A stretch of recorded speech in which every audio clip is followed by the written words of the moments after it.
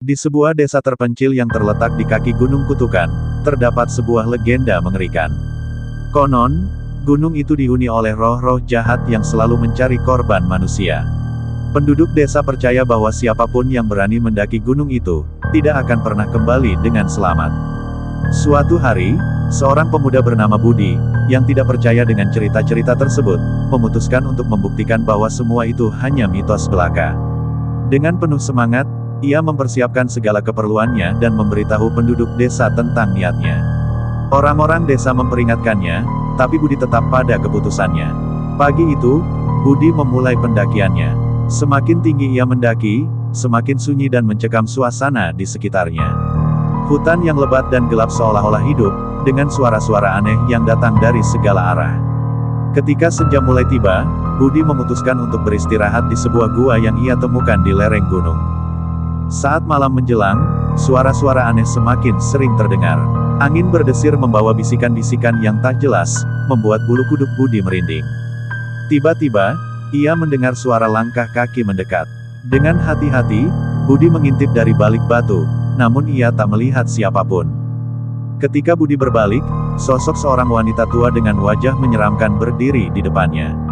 Matanya kosong, dan kulitnya pucat seperti mayat. Wanita itu berbicara dengan suara bergetar, "Mengapa kau datang ke sini?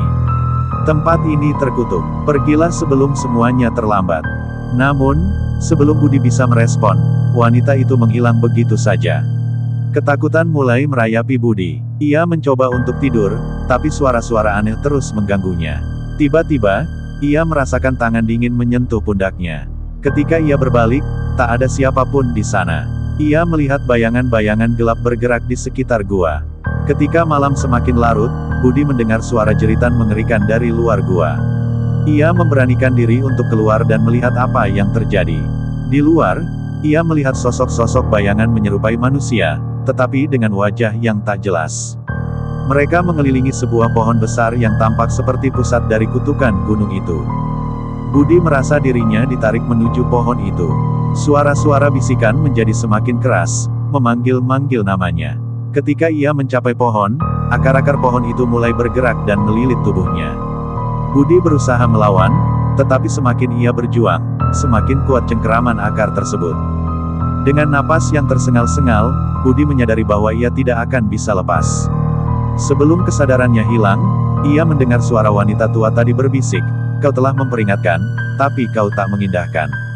Sekarang, kau menjadi bagian dari kutukan ini."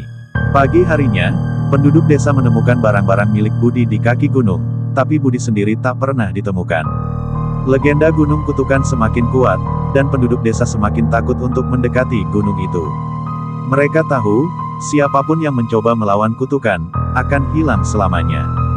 Gunung Kutukan tetap berdiri, menyimpan rahasia kelamnya, menunggu korban berikutnya yang berani menantangnya.